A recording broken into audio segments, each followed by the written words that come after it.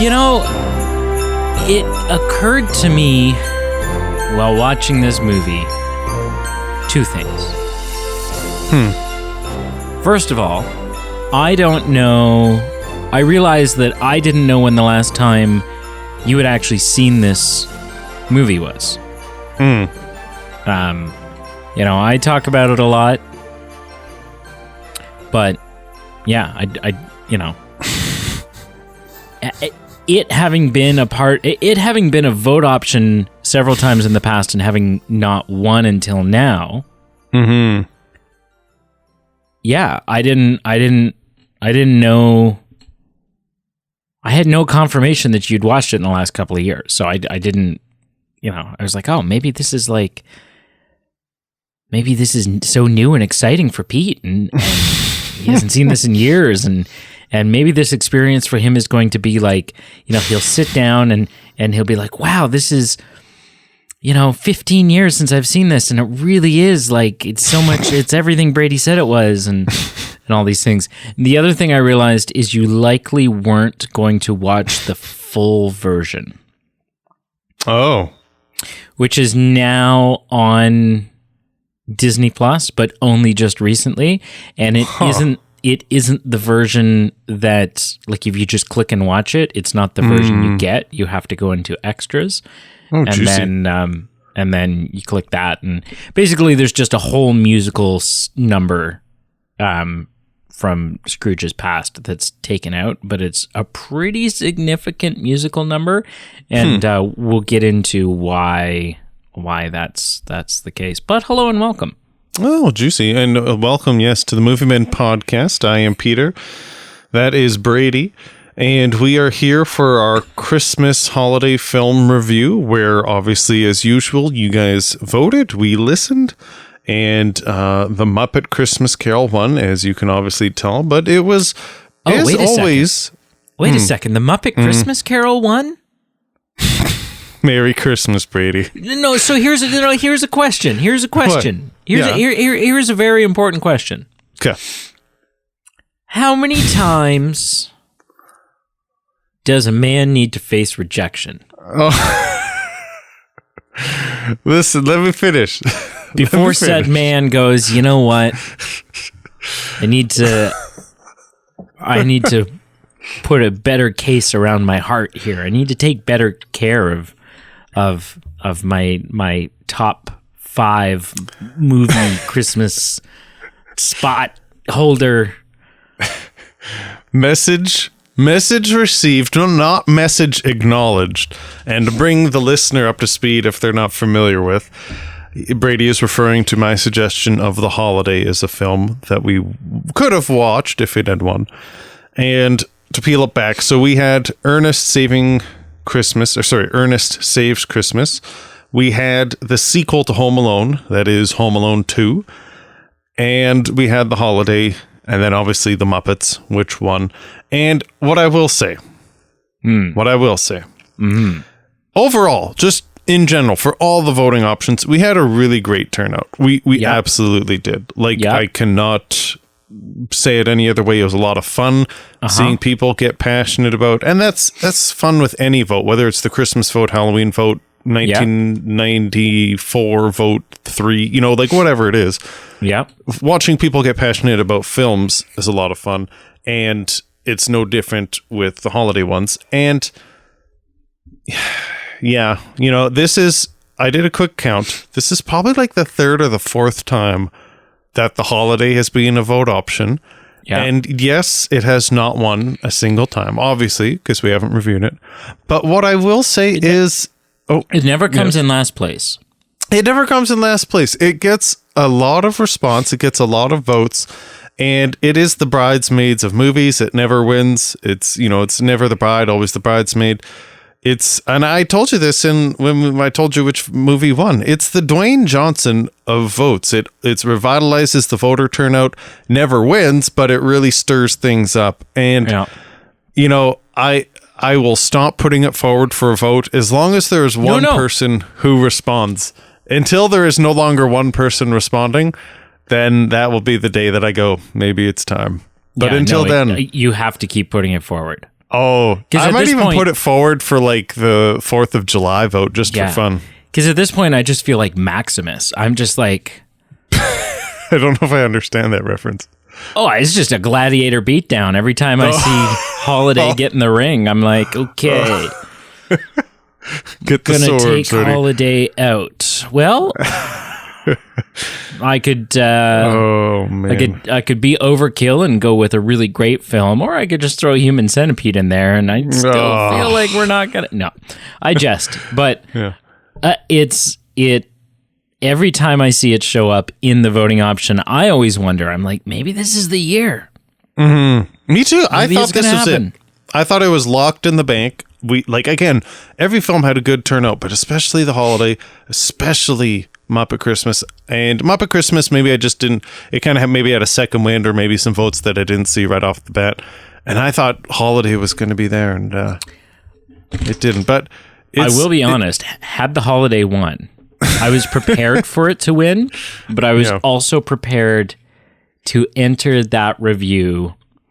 Not the review. I would enter the review as objective as I could, and I would talk about, I would be fair. Mm-hmm. But the episode as a whole, I was prepared to enter begrudgingly. And I was going to make it very well known that, I have no trouble sitting down and reviewing The Holiday. Mm-hmm. I don't. I have zero trouble. Sure. But if we're sitting down to review a film and the category at hand is Christmas movies, and The Holiday beat out something like The Muppet Christmas Carol or Home Alone 2, I think it would have shaken my, like if we want to talk about, we're going to do like, rom-coms or whatever, like romantic movies from the early 2000s or so. Yeah, then you know what? That deserves to win that category, maybe. Mm-hmm. Right? But it's like, The Holiday one. Oh, really? What did it beat out? Oh, It's a Wonderful Life and the Santa Claus and whatever. And you're just like, what? What? That is... I don't know. I think I would feel trolled by our audience. But I digress. What I will wrap it up with is the voting options were special to us because some of them came up in our previous episode, some holiday favorites, not necessarily all of them top 5, but ones that we gave voice to and mentioned. And 3 so of the it 4. is. Yeah. Muppets, Holiday, Home Alone 2, all key iconic movies in their own right, and a lot to chew on. Jumping into the episode, I just want to answer. I feel when you made the Muppets Christmas movie an option. I was going to say, I like, this may come as a surprise, but when you made that film back in 1991. Again, 92, how you did 92. Hey, how this you is made the it 30th anniversary. That's worth mentioning. Oh, that is actually quite worth mentioning. The movie's only 2 weeks older than I am. Again, the fact that you made this movie is just beyond amazing. I was like, if I'm going to come into this world, I knew. I waited. I was like, I don't want to be a part of a world where the Muppets Christmas Carol is not a thing. It's not a thing. I will say, I looked at that and I went, have we not reviewed this? Like, I think it's, and the answer is no, obviously. No. And I feel like it must have come up again seasonally where you've said, hey, I've watched this because it's a special movie to me. So I think that's one way it's came up. And I think back when we were doing more sincere reviews of suggestions where like, you have to watch this movie this week. I think in that period of time I watched it. So I've seen it. Yeah, I've seen it once or twice and we'll get into it. But again, it's just such a familiar film that when you suggested it, I did a double take and I said, really? I thought we've done it. The one thing, and actually we're jumping back and forth. I wanted to segue into the episode and I'm going to segue back out. Shout out to friend of the show, Andrew, who literally made me laugh out loud. And I was hoping Home Alone 2 would win for this reason, but it did not win. So I am just going to give Andrew a shout out to his funny comment. he voted for Home Alone 2, and like I said, it was all of them were well received. It just didn't win. And his vote for Home Alone 2 came in, as I'll go quote unquote here. He said, "Howdy do. This is Peter McAllister, the father. I'd like to be Home Alone 2, please. Credit card? You got it." And I read that and I laughed out loud.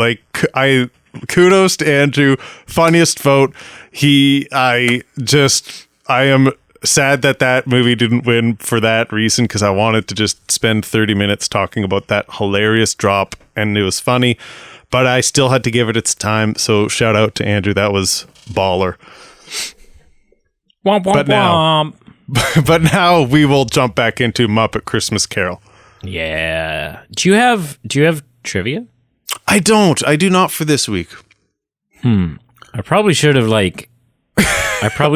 sat on that thing about the deleted musical number and I've got a trivia question. How old do you think this movie is?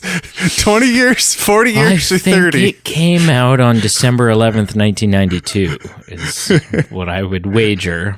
What you'd wager. Yeah, it's just a guess, really.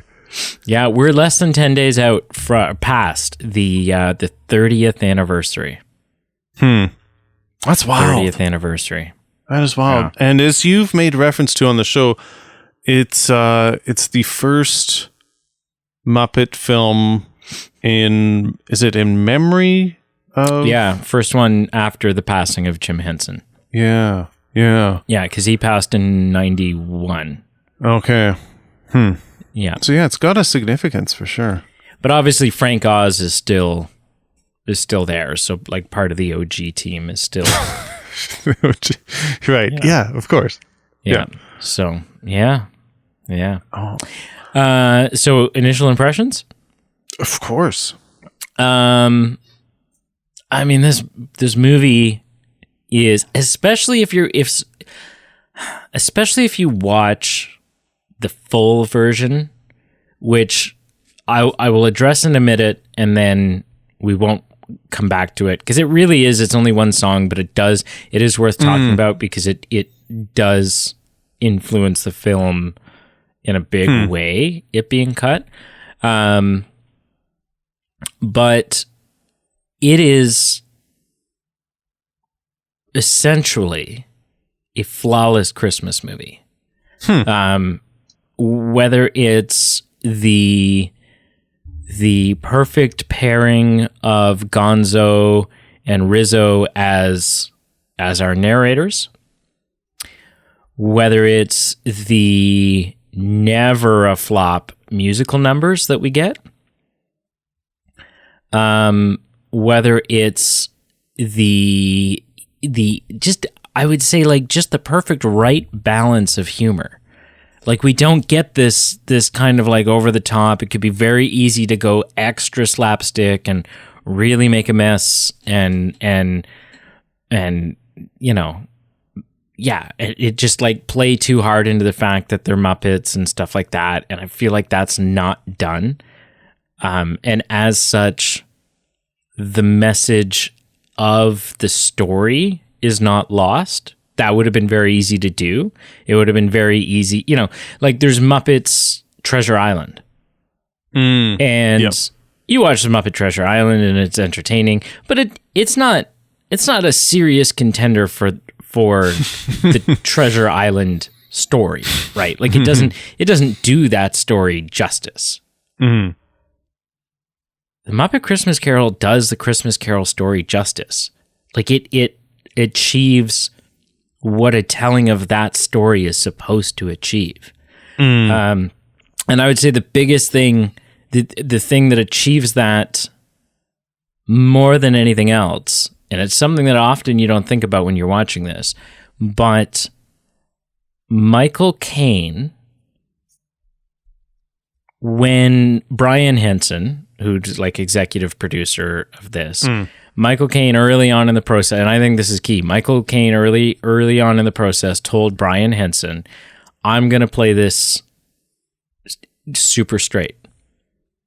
I am going to play this as if I am doing it on a Broadway stage. I'm going to do this. I'm going to do this as if I'm not the only human in the scene. Right? I'm not going to acknowledge the fact that this is Muppets. I'm not going to lean into that. I'm not going to do eye rolls. I'm not going to do, whatever it is. I'm going to play this as serious a role as I would playing Ebenezer Scrooge in any other rendition of A Christmas Carol. And he does. And that is what propels this into perfection, is that it remains, it's lighthearted, it's fun, it's goofy, it's silly, but it remains a film that as a Christmas Carol rendition can be taken very seriously because of the portrayal of Scrooge, because he's not, slapstick and over the top and stubbing his toe and gosh darn this and which he easily could have.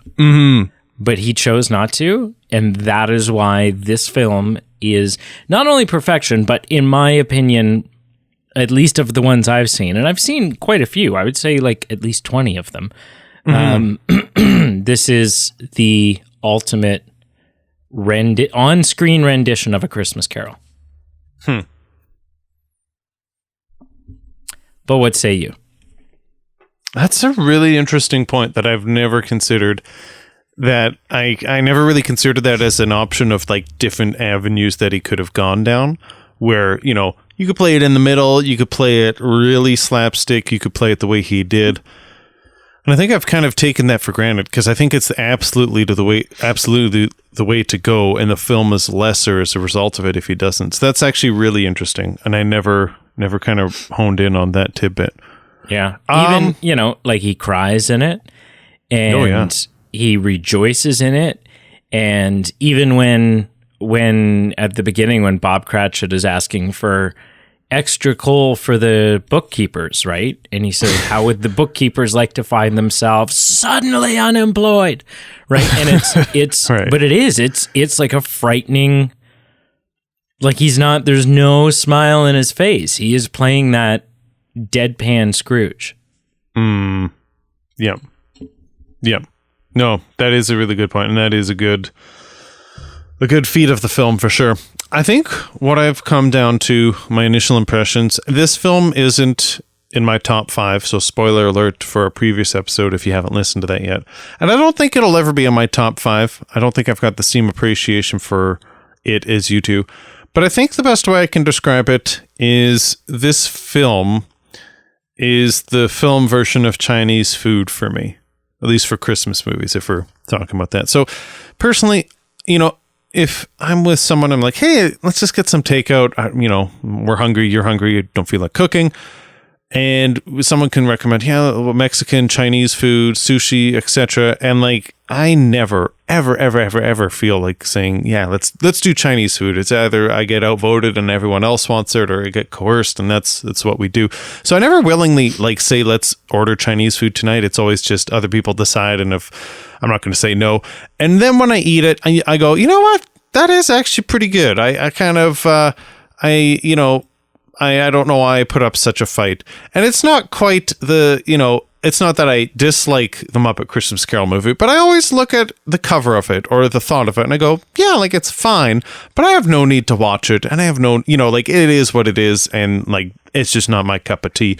But then every time I watch it, I go, that's not bad. Yeah, that's actually decent. Like, I do not regret watching this every single time. The first time I watched it, I think this might be only the third time, maybe the second time I've seen it. I haven't seen it a lot, probably the third time. And every single time I whether it's after the opening credits or partway through or at the end, I'm like, you know what? That is a respectable movie. It's not in my top 5 of holiday films, but I don't regret watching it, and I could see myself watching it again. And I do think just in general, it does have a good blend of comedic elements that I think younger kids do appreciate and will appreciate with the different Muppet characters, but it doesn't become annoying or obnoxious to the adult. Like even when all the little creatures are in the office and, Kermit's asking for a day off and, he's getting lambasted for it, and they all kind of are like, oh, that wasn't our idea, like that was it. And like they just kind of all are incessantly chirping little phrases, and it's hilarious. And I could see it being appealing to kids too, because they're kind of just high energy funniness, but what they're actually saying I'm listening to and I'm chuckling, because it's just kind of funny, like in group think meetings where it's like people are throwing someone else under the bus, like, hey, that wasn't my idea, it was his idea, you know, like just it really plays to different audience types. And I guess just in a nutshell, my initial impression, it's a solid film. I don't think all the musical numbers are hits for me. For some reason, the Michael Caine finale musical bit, I just thought was okay. For some reason, I didn't just get blown away by it. And I'm interested to hear about the one that was removed and its significance. But all in all, a solid film, and not my favorite holiday film. Probably not my favorite Christmas Carol rendition, but... still a solid one. Yeah. Still a solid one. Absolutely. Yeah. So many of the jokes have like multiple layers to them, right? So it'll be something that's funny for a kid, but there's also a different aspect of what's happening that the adult is finding funny, right? So the reference you gave is, when they're asking for Christmas Day off and everyone's all behind it. And until it seems like Scrooge thinks it's a bad idea or he's not happy about it. And and then the rats are all like, muttering different things, but you distinctly hear one rat say, it was the frog's idea. Yes, that is and it. So that's so funny. And one that sticks out to me is like, there's several moments where I really burst out laughing. But one for me is, again, towards the beginning when they're...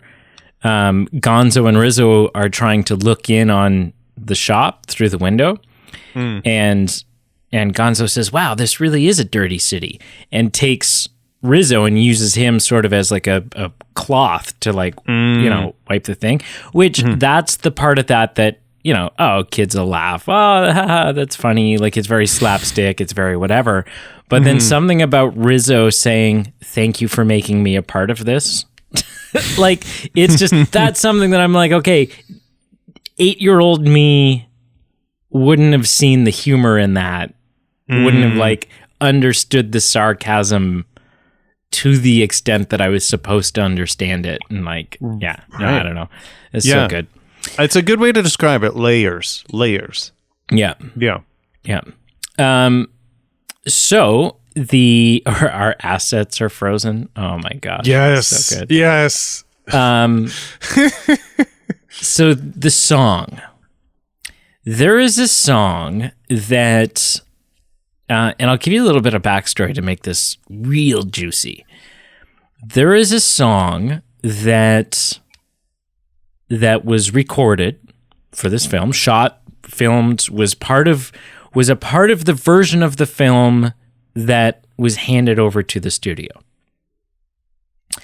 And Disney, being Disney, wanted to keep it a little bit shorter. We wanted to keep it a little more lighthearted. We wanted to, I don't know. Right? Who knows? Who knows exactly what the reasons were? Sure. But they cut the scene out. And so it didn't appear in the theatrical version. There was... It did appear on the VHS version. But then something happened and the negatives were lost. Oh.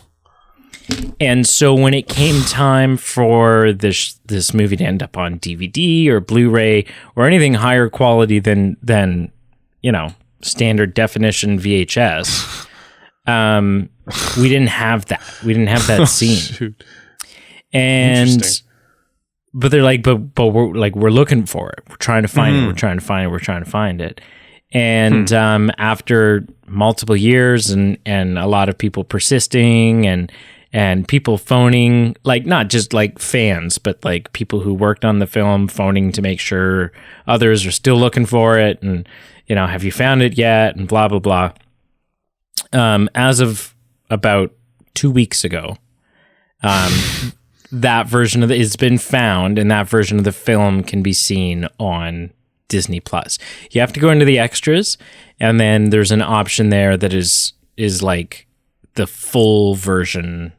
It's like 2 minutes longer, right? Like it's not. Yeah, it's one song. But it's a song that takes place in Scrooge's past.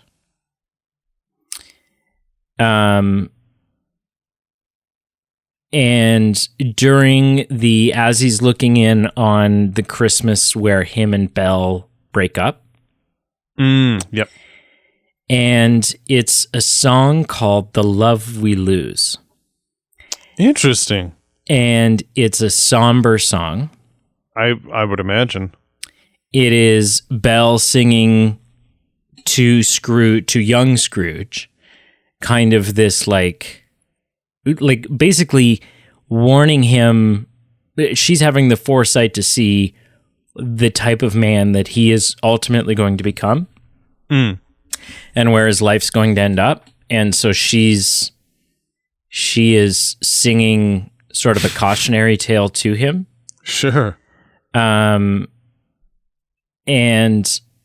what's really powerful is there's a moment in this scene where all of a sudden our Scrooge, old Scrooge, realizes like he has a growth moment.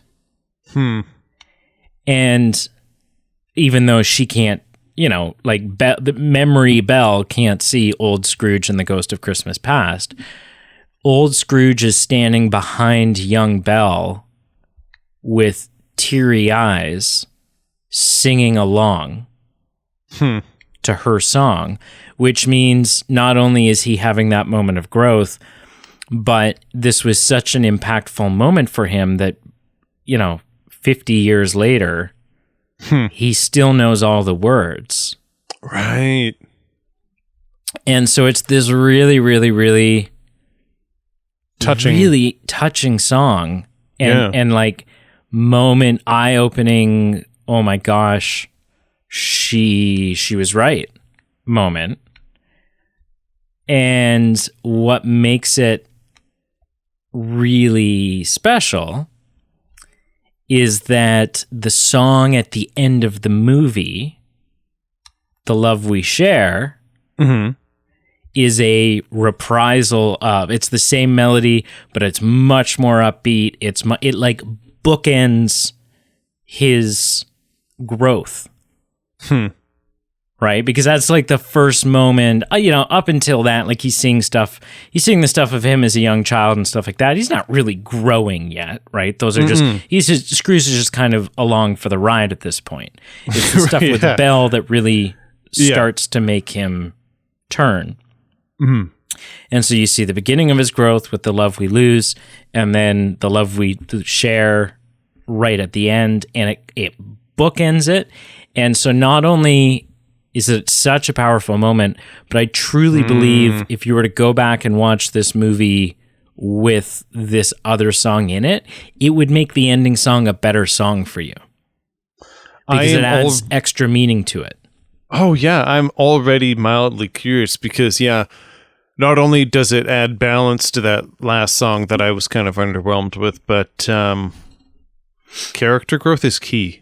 For me in films. Yeah. And so just anytime you add a layer, again, layers, but a different kind of layer here, where you show someone peeling back layers and seeing them break down or seeing what they value or seeing them learn and grow. And that sounds exactly what like you're describing there. So that's interesting. And it's too bad it was, for various reasons it wasn't available for till now.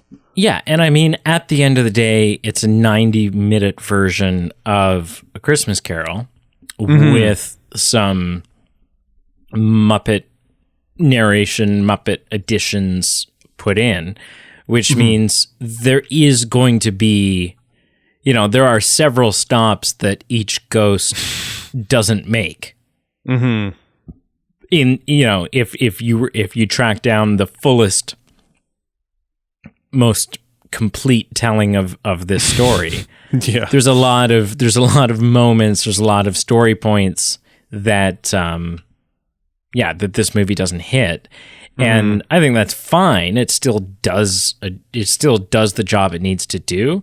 But this is one scene that was taken out initially that that the film benefits from greatly having it back in. Yeah. So yeah. That's really interesting. So I've given my impressions, you've given yours. We've talked about some musical stuff. I'm a little hesitant now. I don't know if I've seen as many renditions of this story in film as I once thought I did. You know, I said this film isn't in my top 5 of Christmas films, and I was almost to say, you know, I don't think it's in my top 5 telling of this tale. But now I think I would. I really haven't seen that many. Yeah, if I pull up a list here, so like I'm looking, and there's a lot of hokey things, like, you know, I'm looking at like films based on A Christmas Carol. So you get some ones that are a little bit more watered down or a little bit more contemporary. But if you like stick Spirited. to the meat, but if you stick to the meat and potatoes ones, like, you know, Flintstones Christmas or ones like that. Yeah.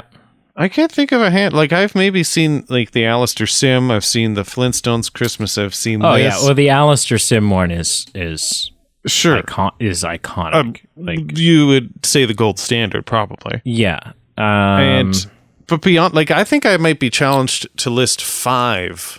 Which, interestingly, the Alistair Sim one is not called it's just called Scrooge. Well, I don't know. I've got it here, and it's listed as Scrooge, but then also as A Christmas Carol. It was released as A Christmas Carol, I think in North America. Oh, okay. Yeah. I think that was its North American title, but like it's obviously it's a British film. So at least in my opinion, the British title is the one that is, you know, carries more weight. Well, you've always thought that with the Philosopher's Stone. Yeah. Yeah. What the hell is the Sorcerer's Stone? What the hell are you even talking about? So I mean, I wouldn't count things like Scrooged with Bill Murray. Yeah, that gets a little. It's because it's just, you know, like I wouldn't count Spirited.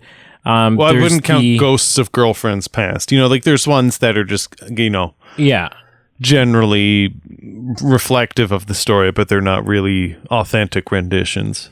There's the 2012 one. Oh no, it's not 2012. What was it? 2009. Yeah, the 2009 Jim Carrey one, where Jim Carrey plays like everybody in it. Have you seen that one? No, I've been meaning to. Like a CGI, yeah. It's okay. Yeah, I'm going through the list here. Like Mickey's Christmas Carol, I'm sure I've seen. The Flintstones one, I've definitely seen. There's an animated Christmas Carol from 1997. Like some of these I don't know if I've seen. Like around December when you're a kid, there's a certain amount of like, oh, I've definitely seen the Looney Tunes one. Right. There's a certain amount of like channel surfing you do, and then you just kind of like stop on a thing once you come to it, and you're like, oh, this is Christmassy. Oh, it's Christmas. It's Scrooge. As a kid, you never call it a Christmas Carol. You call it Scrooge. Scrooge, yeah. And we'll revert back to this film because this is an important film. But I think I just wanted to say that I don't enjoy the film any less or more as a result of this. But I think I would classify this film as far more in the upper echelon of the Christmas Carol renditions than I maybe previously did. Looking at, like, I think I just assumed they were more that I held dear or more as intellectually significant. Right. And maybe to others there are, but for me, I'm looking and I'm going, yeah, just as far as, you know, being maybe pop culturally significant, but also staying true to the story and also having like emotional significance. Like I'm looking, this might be top 3. And, you know, that's interesting. Just as far as, you know, hitting all the bases and not losing any of it's And the last thing I'll say before I pass it and getting back to the movie at hand, it is wild the number of films that are, most of them are remakes, just A Christmas Carol, and there's some more fringe ones. Yeah. But it's wild, like, looking at the ones from, like, there's one from 1910, there's one from 1901, and they're short films, like, they're only about, 5-10-ish minutes, and it's incredible how far filmmaking has come, and it's fun just to see storytelling adapt and change, but still being storytelling at its roots. When this story was much younger, closer to its original release date as a novella, but it's also kind of creepy watching these actors, because it's like, filmed in 1908, they are obviously all past. They were born in like the 19th century, so there's like a bit of a, in a movie or a story dealing with ghosts and the supernatural, it's kind of got an eerie element watching these old ones too. But we will get back on track after that. And it didn't take long for, like, I'm looking here. So A Christmas Carol, the book, came out in 1843. And the first on-stage adaptation was 1844. It was like the next year. They're like, man, this is just the thing we're going to do. This is gold. Let's monetize this, Pepe. And I'm sure there's been television, radio throughout the years. That makes sense, yeah. Operas, ballets, graphic novels, comic strips, parodies. Yeah, and then there's a whole nother list here, which is just derivative films. Yes, yep. Holy monkeys. Yeah. I'm looking at screenshots of like the ghosts from these 1910, 1901 films, and like what they've used for effects for like apparitions, and it's kind of creepy, I'm not going to lie. I think it's just the age of the film that's creeping me out, but if I found a picture, 1970s one is spooky. Which one? So there's a 1970s one where Albert Finney plays Scrooge and Jacob Marley is played by Alec Guinness. What? Yeah. What? Wow. Yeah, you gotta check it out. If you haven't seen that one, you gotta check it out. I'm looking at the wiki page. Oh my gosh. Yeah. Alec it's not Guinness. bad. It's not bad. Sure. Well, I'm just saying, looking at these pictures of like representations of ghosts from these like films that are over 100 years old, if someone took a screenshot and like hid that in like a box of my stuff and then I was found it in my basement, I'd be terrified. I'd be like, what is this? Like, that's like Paranormal Activity stuff right there. Yeah. You know about the Patrick Stewart one, I assume? I just by scroll, I've not seen it, but I'm aware. Oh, okay. Like in the 90s? 98, 99? I feel like there was like a TV movie. It was not like a theatrical. Right. I feel like it's kind of like a rite of passage where like if you're somebody in Hollywood, you have to do some representation, whether it's on stage, on film. You gotta represent by you've gotta pass through the rite of passage by being part of this story in some capacity. Part of me really wants to aggregate a list of like films, live action films, animated films, and then like television and animated television. Like just like, yeah, all of the on-screen renditions of the story. Yep. And then, like, I know we're not going to do this, but then like next Christmas, just do like 100 episodes on all of the different renditions of. I honestly, like, as much of an endurance run as that would be, I do think you would come across like a lot of really fascinating gems. Oh, absolutely. And so many of them, like, again, some of these are like 13 minutes long. Like, you could knock out so many of them in a night, right? Like, we get together with some eggnog and we just like, we watch a couple and man. I think there's a lot to chew on, right? Because you're covering as a story representation changes in different like worldviews of when they're made, of what technology is available, and just all the different things of how we influence a story and technology influences a story. And listen, like it would just be a fascinating journey. And I agree. Cool. All right, back to it. So I am so sorry taking us down that rabbit hole, but that was fun. So then comparing this movie to the others that we've discussed, it hits so many, if not all of the notes that it needs to hit, right? Little subtle things like, you know, when Ebenezer finally makes it home that night and we're done the whole, like, there's only one more sleep till Christmas song. That song ends with a homeless bunny shivering, wrapped up in some newspaper. And it's just a like blink and you miss it moment, but it's there to show you sort of the juxtaposition between people like Scrooge and the way that some others are living, right? The film does not stray away. It could have Disneyland-ified this thing. It could have sugar-coated stuff in order to keep it, you know, relevant. But I think what's important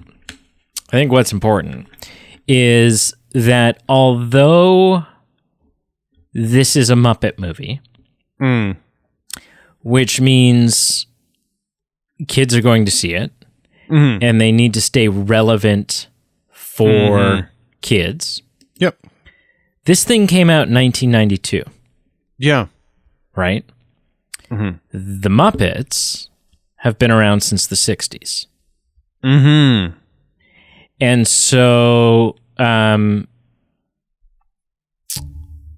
I mean, the 70s, or the actual Muppets, but if we're talking about like Sesame Street, the first appearance of a Muppet on Sesame Street, which is where they started, was 1969. Right? So really the 70s. But so many of the people who are sitting down to watch this movie, right? My mom grew up with the Muppets. She would have been in her early 20s when this came out. Right? So it's kind of like one of those things, I think, where like you know, the first Toy Story movie comes out and it's a kids movie. Yep. But then by the time you reach Toy Story 3, it still needs to be kid-friendly, but you also need to understand that a large amount of your fan base have grown up with you now and are now grown-ups, right? And the same thing goes for the Muppets. So it would have been, again, knowing that it's the Muppets, knowing this is Disney, it would have been all too easy to sort of sugarcoat or beat around the bush with Scrooge's whole, like, if they're gonna die, then they should do it. Right? Like, hurry up then. What are they waiting for? Move along. And they didn't. And so I think the film gets credit for that. Talking about the musical numbers, so you know, it starts out and we have the whole "Here Comes Mr. Humbug," right? And like the vegetables are singing and everyone's singing, but it's like, it's catchy, like it's fun music. It's not just like, oh yeah, these songs aren't bad. At least for me, they're good songs. Like they're well done songs. So we have that. We have the "One More Sleep Till Christmas" song. Which, that's my favorite song. Yeah. Yeah. There's magic in the air. Yeah. It's like, well, I mean, Kermit singing is never something that you scoff at, right? You're like, okay, here we go. It's my favorite. It's heartwarming. And you see him skating on the ice. We get to see Kermit legs anytime we see Kermit legs. Yeah. And as a note, I for some reason, when I watched this, I recently watched a Ben Stiller movie, and now I can't stop associating Ben Stiller and Kermit. Like, I feel like there's a... Why? I think there's like... They're both kind of scrawny. They both have like the same pitched voice. They're not both green, but like... There's something about them that, like, when I wasn't looking at the screen and then I'd hear Kermit's voice, I'm like, that sounds like Ben Stiller. Like, I don't know. Weird. There's something. It was weird. I can see that they're on the same highway. I think it's definitely don't think they're even like in the same lane. Sure, I think I watched The Secret Life of Walter Mitty, so like he's kind of plays like a straight-laced kind of like a dweeby kind of guy, and right. I think Kermit's maybe cut from the same cloth, so maybe that's part of it too. Kermit is very, I was going to say he's very by the book. He's definitely he's just a good blend of a lot of things. I think he's a little bureaucratic. He's definitely a little neurotic. But he also knows, he's also extremely loving and caring, and he knows when rules need to be bent. He's also definitely a worrier, though. Right? Like, if something's going awry, Kermit is not the one who's going to keep his calm. You know, he'll regain his calm and he'll kind of like get the gang sorted out and everyone working together to find a solution. But at first, he's going to be the one panicking the loudest. But right. So we have those musical numbers. Other ones of note, we've got the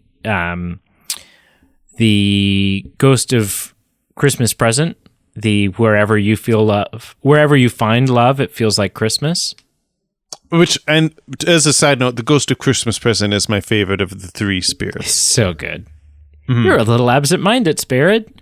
No, I'm a big absent-minded spirit. Yeah. Like, that's the thing. It's like they found a way to inject Muppet-styled humor into the most told Christmas tale of all time. I mean, aside from, like, you know, The Christmas Story, but the most renowned, the most revered of all Christmas literature. And they took Muppet humor and injected it in a way that it was just the perfect balance. Like it's the weirdest pairing, right? You have these sort of New York theater-esque crazy guys, like, you know, referencing back to the Muppet Show, who are just like performers. They're sideshow type guys. You know, you've got Gonzo the Great who shoots himself out of cannons and stuff like that. But it just somehow works. It somehow works. And again, I think it comes back to how seriously they took it. Right? And even so much so that, like, the opening credits of this film, the opening credits are Kermit the Frog as Bob Cratchit. Right? That the Muppets, it's not who's playing Kermit. What are you talking about? Nobody's playing Kermit. Kermit's playing Bob Cratchit. Right? That they're not treated as characters or puppets. God forbid they be treated as puppets. That would never happen. Right? They're Muppets, and Muppets are and this like amazing world that's created where, you know, Ebenezer is like clearly Beaker and Dr. Bunsen Honeydew are different in form and stature and color and all those things as Ebenezer is, but it's just the world that he lives in. Right? And we don't need to talk about it. We don't need to make jokes about it. We don't need to point it out. It just is what it is, and we're taking this seriously, and we're moving forward. Right? And again, Michael Caine's performance, I think is flawless. Mm-hmm. You have the seriousness, right? He doesn't ever roll his eyes when there's rats and tropical outfits in front of him and maracas and you know. It'd be far too easy to do that. Mm-hmm. But he didn't take it that way, and played it as serious, if not more serious, than any other Scrooge rendition we've seen. Right? He took it upon, this is a very serious performance, and that is what gives it. So it's that serious performance from Michael Caine,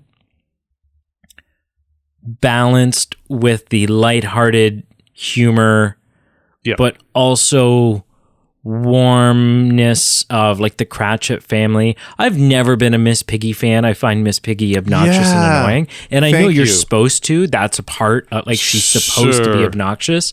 But for the most part, it just doesn't work for me. But in this film, it rarely bothers me. Okay.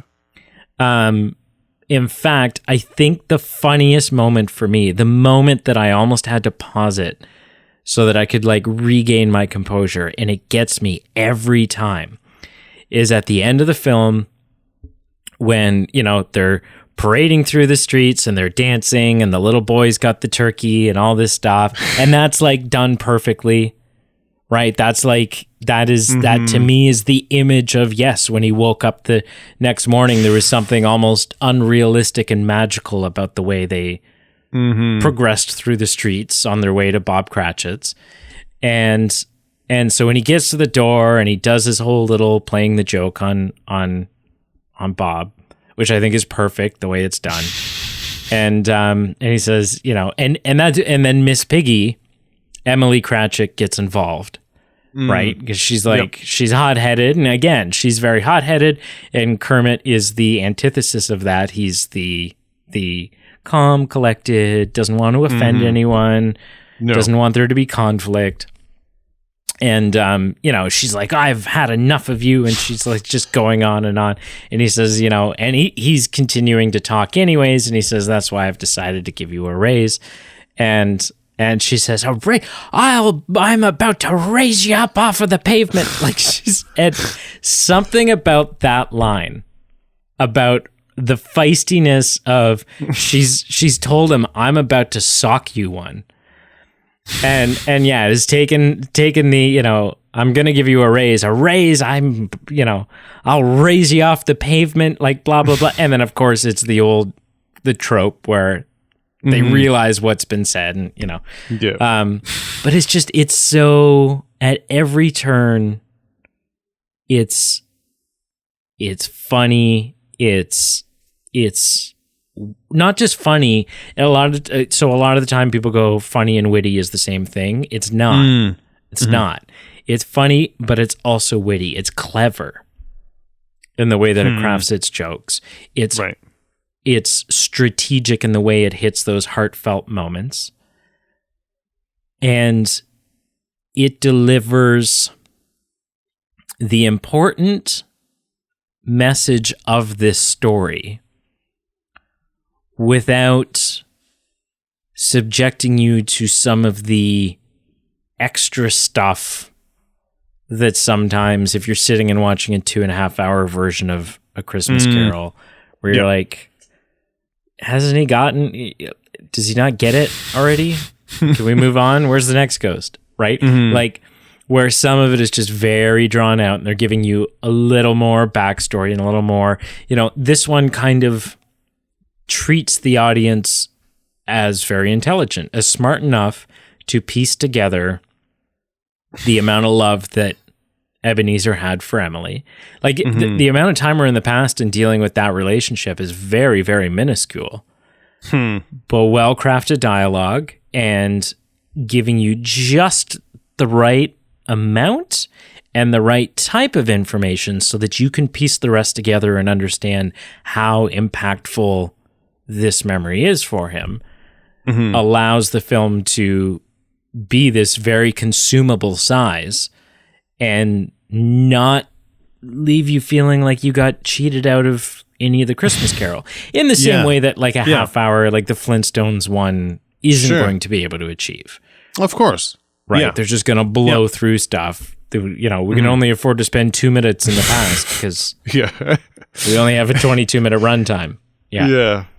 But I think that's most of the things that I have to say, unless you've got some notes that I feel like I need to defend the movie against. No, not at all. No, I think not. The appreciation for the film hasn't changed, but I think its ranking amongst the renditions of this story has improved. Then when I've looked at the list and I go, there's a lot of volume here, but there's not necessarily a lot of good, like top echelon. So I think I just have a new appreciation for, although it is aimed for children in part, how it doesn't lose its finger on the pulse of what it's trying to tell, and how it's aged 30 years, and it's not just a nostalgic film for some people. It's a great story being told. Yeah, and as I said in our top, whatever it was episode. The notion that out of 135 plus renditions of the most, like I said, the most iconic, the most well-known, the most retold Christmas tale of all time, the fact that the Muppet version has a seat at the table, a ticket to the conversation about who did it best. Sure. Yeah. That's unbelievable. That's respectable. It's bizarre. It's something that I can't really wrap my head around. It's just bizarre. It raises an eyebrow for sure. Yeah. Okay, sir. Then on a scale of 0 to 10, I'm afraid to ask. No, don't be. But on a scale of 0 to 10, how dare you? How would you rank The Muppet Christmas Carol? Okay. I don't need to see it in theaters. Don't need to get a babysitter. Don't need to do all the rigmarole of, spending $50 and going to see it in theaters. Oh, I would. But you know what? You know what? If this was hypothetically a film that was a new release on Disney Plus, and they said, you have to pay $30 and you have to see it, you know what? I would still be okay about that. I'd be like, you know what? That was an interesting film to watch, regardless of what it's about, but also of just this iconic tale. It does its justice without being dry. And so I would go, you know what? That was worth premium access for. I would be okay with that. So that's where how much effort it goes into it. On a scale of 0 to 10, I gave it a 6. Respectable. Not in the upper echelons of films for me, but still more than middle of the road. All right. Where would you give it? Where would you give it? I give it a 9.7. I think there's maybe one or two jokes that fall flat on me. Sure. Like I said, there's the odd moment where Miss Piggy is just more than I can handle, which I feel bad for saying, because I know for some people out there, she is, she's everything, but not for me. And there's a couple of times where, it kind of steps over into a little too much. But yeah, it's iconic. It's fantastic. It's a story that I feel like everyone needs to have a favorite. Yes. Yep. And I'm happy to proclaim that my favorite involves Kermit the Frog. Yeah. Of note, something that I'm reevaluating is an interesting perspective on rating films. Again, not that an individual should necessarily give out 10s willy-nilly, but just the concept of, even though it wasn't perfect, conceptually, maybe it is still out of 10 out of 10, and classifying 10, not necessarily that it's completely perfect. Maybe there's a couple subtle things you might not like, say Miss Piggy, but a 10 being less about being flawless, but more about being a masterpiece. Yeah, and I would say anything 9.5 and above Sure. certainly falls in that masterpiece. And I mean, it's like, it's kind of like, getting deep into the weeds when you're saying that. Because, anything above 9.5, it's not just something you're throwing on in the background while you're slicing potatoes and, tying your shoes. It's, you would assume that anything that high is a solid film in your books. Yeah. Like the Jim Carrey Grinch, that is a 10 out of 10 for me. There's no moment where I'm like, I wish I wasn't watching this, or like, oh, that wasn't funny, or oh, that didn't land, or oh, this is dragging on, or unfortunately that happens a lot with me when I watch that film. And I can't fathom that. Yeah, and friend of the show Marshall floored me when he listed that in his top 5. I'm like, really? Yeah. And like, it's just like one of those Hobbit moments where you think you know someone and then they pop out something and you're like, that's interesting. I never would have guessed that. But it's the magic of film and personality and just appreciating different things. Yeah. Yeah. So what did you watch this week, sir? Nothing. I think I'm going to pass the baton back to you. It was a film. You're not even going to make anything up, huh? You're just like, nothing. I watched you go. I watched, actually, I will just say, I was playing with Snapchat with my daughter, and there was a Batman filter, and man, I gotta show it to you. Like, she instinctually, I have no idea why, she starts making the Christian Bale lips, and like, I one time just went, where are they? And now she repeats it when that filter's on. And it's a hoot for me. As much as I love the Christian Bale trilogy, it is a point of contention for some people, the voice, the face. And I think it's funny that for some reason my daughter has honed in on it, not even understanding what it is. And although that's not something I watched, it's something I got a hoot out of this week. So that will be my answer. It's not even just like he's doing duck face. He's doing like duck that someone is impaling face, like duck in pain face. But it's still the best Batman. It is. Right? Like Woo. Duck, like, so right now, do duck face. Okay. And now do duck passing a kidney stone face. Like, just add that. Yeah. And the mouth opens a little bit. The lips become a little crooked, and they're definitely showing some teeth. Yeah. Okay. All right. Yeah. And that's what it looks like. I've never considered it calling it that way, but that is. It's the kidney stone duck face. Speaking of kidney stones, what did you watch this week?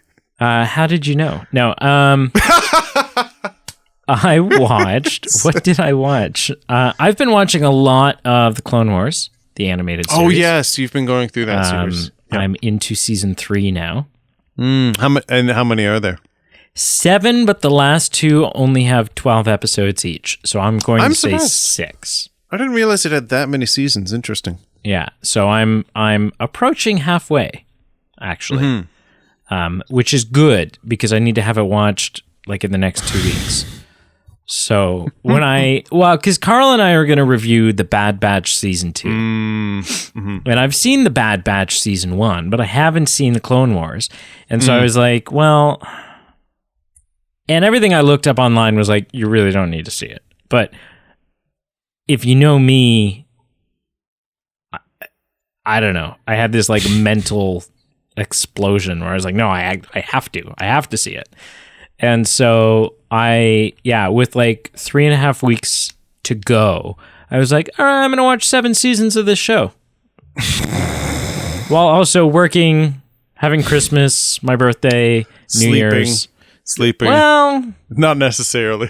There hasn't been a lot of that. So, but I'm honestly, it was a show that I was like, this is going to be difficult because I've like actively avoided it for years. Just been like, I'm not interested. I think what it is like the first episode circles around like Yoda on a planet doing some negotiations thing. And it's not a good episode. Like there aren't many crummy episodes of the show. But the first episode is one of them. It's not a great episode. And so I think like 3 times. I'd like sat down to be like, okay, screw it, I'm gonna watch Clone Wars, and then I watched the first episode, and I'm like, I don't want to watch this. This isn't good. But the first episode is not representative of what the rest of the series is like, and so I've actually thoroughly been enjoying it. Some story arcs. So normally there'll be some story arcs that just last like 1 episode.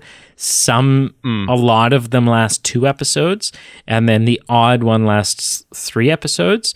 And some story arcs are better than others, but some of them have been like really good. Oh, okay. Like when the Duchess comes along, and you discover that not only does Obi-Wan know the Duchess and was like, you know, stationed on her planet to protect her for like a year, you know, blah blah blah. But he was so in love with her that had she said the word, he was ready to leave the Jedi Order for her. And so there's just like all these layers to, you're like, oh, Obi-Wan. Like, yeah, it's just all these layers to characters that you already know and love, and it's a lot of fun. So I'm barreling through that. Speaking of television series, we watched all 6 episodes of The Santa Clauses on Disney Plus. Oh, yeah, I saw that on there. Yeah.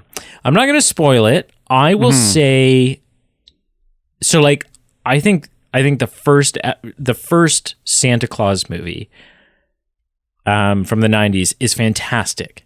It's so good. It is so good. The second one's definitely not as good as the first. The third one's definitely the worst one, right? They kind of get worse as they go. Like they just lean, like the tone between the first one and the second two is like night and day difference. Like the first one kind of takes itself pretty seriously. Yep. And then they just get like cheesy and tacky and awful. They become like straight to home video Disney Channel type things. Okay, I hear you. I would say